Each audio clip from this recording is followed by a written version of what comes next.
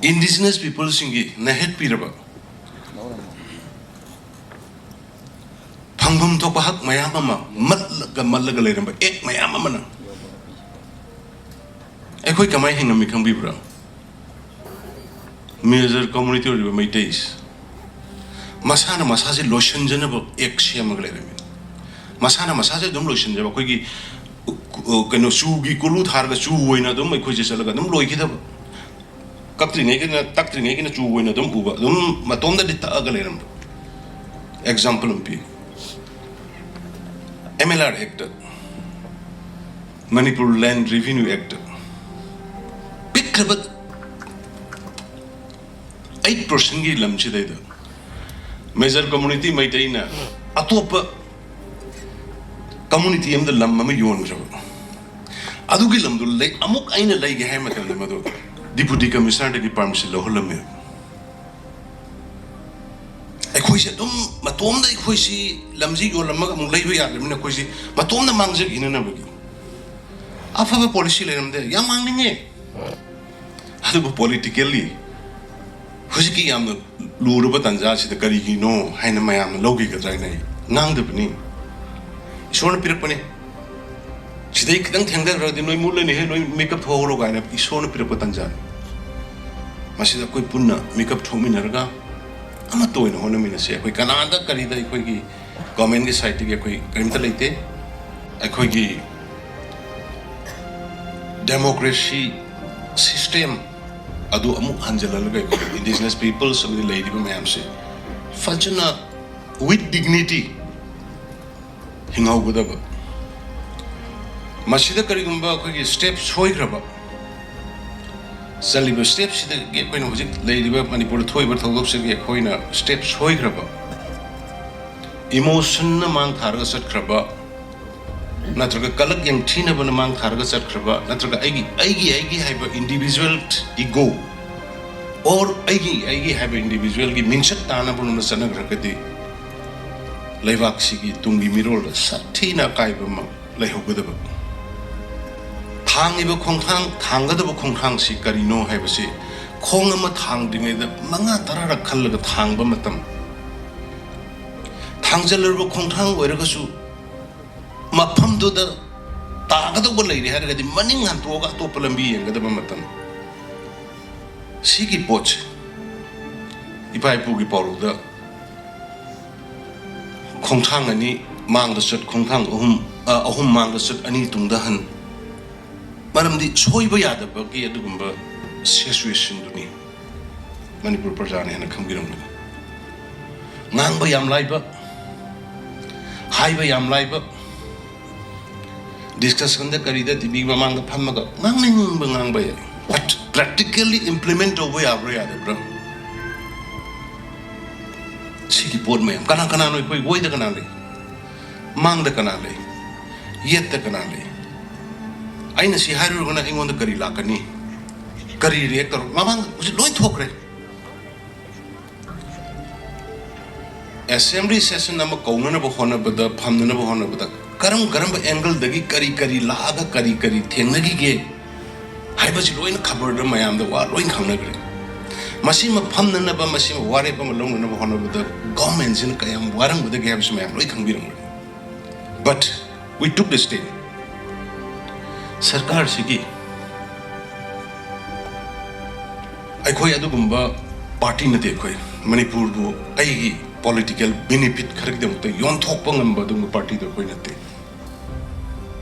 Bharat ki parliament sangarba numit kaya sathaki budu da Manipur bu yon gi budu numit khudingi Manipur karigi laibok thirba thokdok am khaki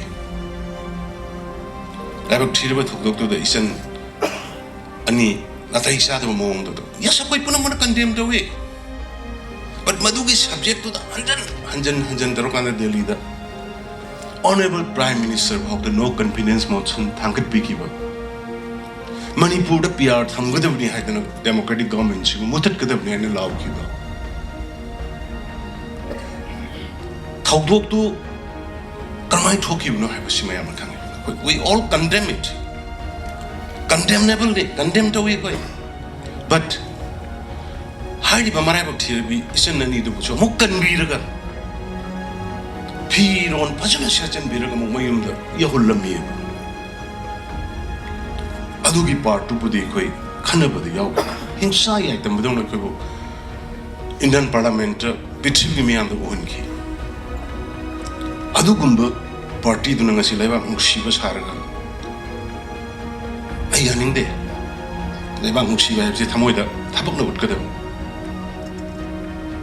eikhoi kair phana koi me am da wasakre Manipur ya pun saktam Honorable Union Home Minister Amit Shah Parliament da thangki ba version loire ne Madugi person do Tambiram Dragade going to see Manipuri Moina, stays at home with Pambanga Mamoy.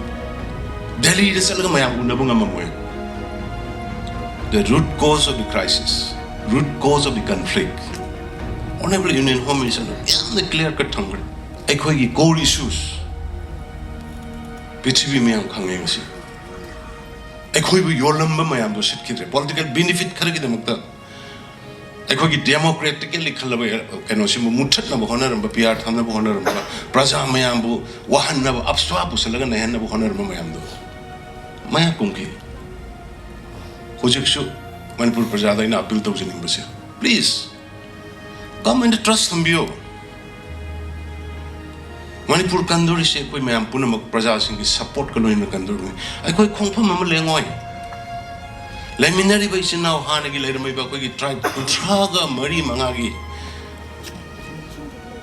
Kaino the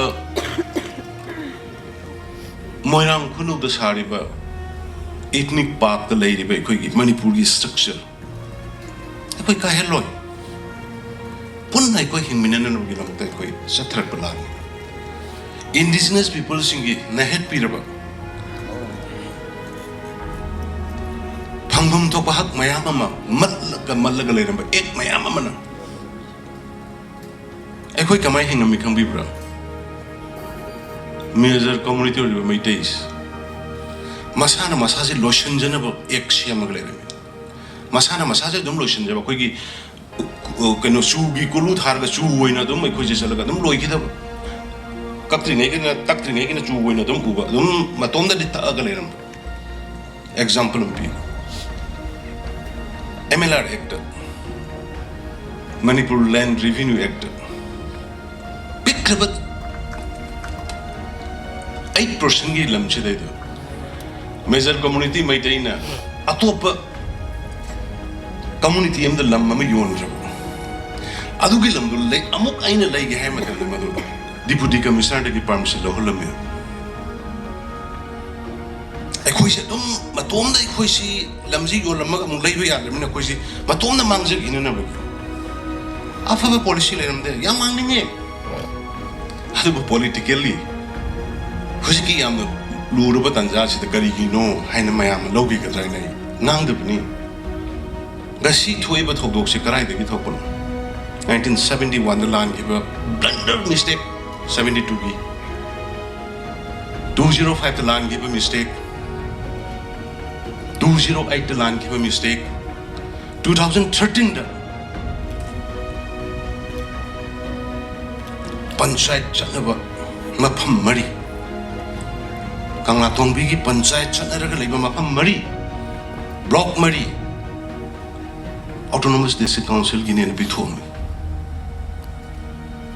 kari mama khalam gi future gi tungi generation gi lai mindani ba masimono mayam sigi marakta nungai na da nushi na da lakatra bi wakal da makandana ai gi phamdu paira ga loide ai gi posu kai da ga loide na lakhi ba leader mayam gi makhada ngasi eikhoi si thok duk se thengari bi aduna manipur gi prajada ai assurance bijari sai kalik mayam pham mayam ri praja mayam gi aningba pam gi mayok da ngasi gi sarkar masjid na masalo tawbudabu thangada ba khongthang na karino hojik thangada ba na karino horen thangada ba na karino constitution gi binding na kari dei center na kari khali praja na kari khali atoba community na kari khanga da gi haiba gi khan badudi madugi khallaga thabuk tawbudu de khoida ya ba bibi emano community ki ꯊꯣꯛꯈ꯭ꯔꯦ ꯊꯣꯛꯈ꯭ꯔꯤꯕ ꯊꯧꯗꯣꯛꯁꯤ ꯃꯌꯥꯝ ꯍꯦꯟꯅ ꯈꯪꯉꯤ ꯃꯄꯥꯟꯗꯒꯤ ꯆꯪꯉꯛꯄ illegal ꯏꯃꯤꯒ꯭ꯔꯦꯟꯠꯁꯤꯡ ꯄꯟꯈ꯭ꯔꯦ Indian home ꯃꯤꯅꯤꯁꯇꯔꯗꯨꯁꯨ ꯄꯥꯛꯁꯟꯅ deforestation ꯑꯩꯈꯣꯏꯒꯤ poppy plant ꯗ꯭ꯔꯒꯀꯤ ꯇꯧꯔꯛꯄ ꯁꯤꯒꯨꯝꯕ ꯃꯌꯥꯝꯁꯤꯗꯒꯤ ꯊꯣꯛꯄꯅꯤ ꯍꯥꯏꯕꯁꯤ ꯃꯌꯥꯝ ꯏꯟꯇꯔꯅꯦꯁꯅꯦꯜꯂꯤ ꯄꯥꯔꯂꯥꯃꯦꯟꯠꯅ ꯑꯦꯄ꯭ꯔꯨꯞ ꯇꯧꯈ꯭ꯔꯦ ꯑꯗꯨꯗꯤ ꯑꯩꯈꯣꯏ ꯀꯅꯥꯗ ꯁꯥꯎꯗꯦ ꯑꯩꯈꯣꯏꯒꯤ ꯍꯥꯟꯅꯒꯤ ꯂꯩꯔꯤꯕ ꯑꯔꯤꯕ ꯏꯆꯤꯟ ꯏꯅꯥꯎꯁꯤꯡꯗ ꯀꯅꯥꯁꯨ ꯁꯥꯎꯗꯦ ꯅꯧꯅ ꯆꯪꯉꯛꯑꯒ ꯏꯂꯤꯒꯦꯜꯂꯤ ꯆꯪꯉꯛꯑꯒ ꯑꯩꯈꯣꯏꯒꯤꯗ ꯃꯁꯤꯗꯩꯗ change ama demographic change ama porapniba honorable port mayam si mayuktani sarkarna thengnabani praja versus praja nate